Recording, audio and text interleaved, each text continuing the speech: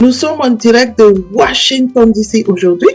J'ai le plaisir d'avoir le chanteur togolais Fofo Agnidoté sur ma chaîne. Est-ce que vous pouvez vous présenter? Je suis Agnidoté Ankou à l'état civil. J'ai choisi Fofo Agnidoté comme nom d'artiste. Je suis togolais vivant à Toulouse en France et ça me fait plaisir d'être sur votre chaîne aujourd'hui et partager ce que je sais faire. Depuis quand avez-vous commencé votre carrière? Oui, il y a 3 ans, j'ai commencé ma carrière, disons en 2019. J'ai sorti mon premier titre qui s'appelle Nio, que j'ai écrit en Akoso. Je suis Akoso d'origine. Aujourd'hui, j'ai sorti mon EP de 7 titres qui est déjà sur toutes les plateformes. Qu'est-ce que vous appelez en fait par EP? Vous voulez dire un album? C'est un mini-album. C'est le fils de l'album, si on peut dire. Donc, vous voulez me dire que vous avez commencé votre carrière il y a 3 ans. Vous l'avez commencé en France ou bien au Togo?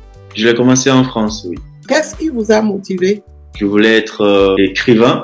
J'ai pas pu écrire mes livres. Et finalement, j'ai décidé de chanter ce que je devais écrire. Au-delà de ça, d'autres motivations, c'est que je suis né d'une famille où la chanson, tout ce qui est musique, ça résonne tout le temps chez nous. Même si c'est pas de façon professionnelle. Donc, on a ce truc-là en nous de pouvoir chanter, de pouvoir interpréter et tout ça. Vous voulez me dire qu'en fait, vous sortez d'une famille où les gens aiment beaucoup chanter, c'est ça? Bien sûr, oui. J'ai une famille où tout le monde chante, quasiment tout le monde. Et mon grand-père, c'est le premier à m'inspirer d'ailleurs. Fofo Agnidoté, quel genre de musique vous produisez? Je fais dans l'afrobeat. On prend des sonorités de chez moi et d'ailleurs, on mélange. Et on sort un truc qui est propre à nous. Puisque vous avez choisi de présenter la culture togolaise dans vos chansons, vous chantez en évé, en français ou en akoso? Je chante parfois que en akoso, parfois je chante en évé, en mina, et je mélange le français aussi, et un peu d'anglais des fois. Le rythme togolais en fait connu, c'est le bobobo. Donc je peux dire le style qu'on a dans la région d'Agou, de Kalimé.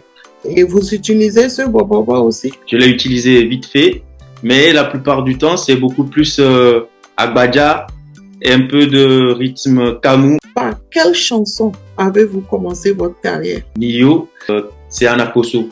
Et c'est une chanson que j'ai écrite particulièrement en akoso parce que ça me définit, ça me permet de me lancer en tant que fils d'Akoso. Et qu'est-ce que ça veut dire, Nio? C'est un cri de cœur. C'est un cri au secours, c'est un appel à l'aide. En quelle année vous avez sorti cette chanson? J'ai sorti Nio en 2019. Cette chanson, je l'avais écrite déjà au Togo. J'ai commencé la production au Togo et je l'ai fini ici en France. Donc la sortie officielle, je l'ai fait au Togo. Puisque vous avez commencé par chanter depuis 2019, vous pouvez me dire exactement combien d'albums avez-vous aujourd'hui? Aujourd'hui, j'ai pas sorti encore mon album.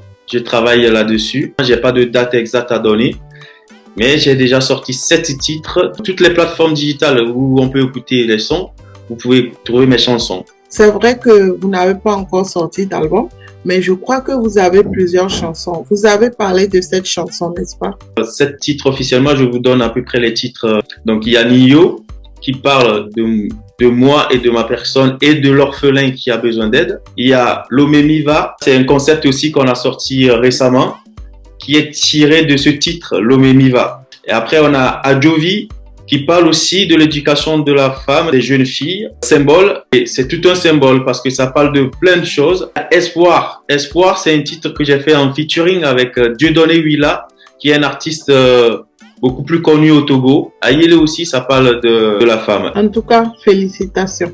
Merci beaucoup. Est-ce que vous pouvez me dire si depuis là, vous avez eu des awards ou des reconnaissances? Je suis allé au Togo récemment et j'ai fait le tour des médias. C'était une tournée médiatique organisée par 2 entreprises de communication et j'ai été honoré avec un symbole que je vais vous montrer si vous voulez. Oui, je pense que tant que vous allez continuer votre carrière, vous aurez quand même des awards, des reconnaissances. J'aimerais que vous me parlez de votre expérience en tant que chanteur de la chanson togolaise vivant en France. C'est pas évident de pouvoir sortir comme ça et de se dire je suis artiste. Il faut travailler, travailler, travailler. Et ce travail, quand tu le fais, c'est comme le caméraman derrière sa caméra qui filme et que tu vois pas la personne. C'est ce qu'on a fait, nous, 2019, pardon, avant que je ne sorte, moi, ma chanson. Par exemple, sur des événements de King Vincent, où on était, nous, dans les coulisses. Il y a plein d'artistes avec qui j'ai travaillé. Est-il facile d'être un artiste en Afrique, au Togo et en France? En général, rien n'est facile.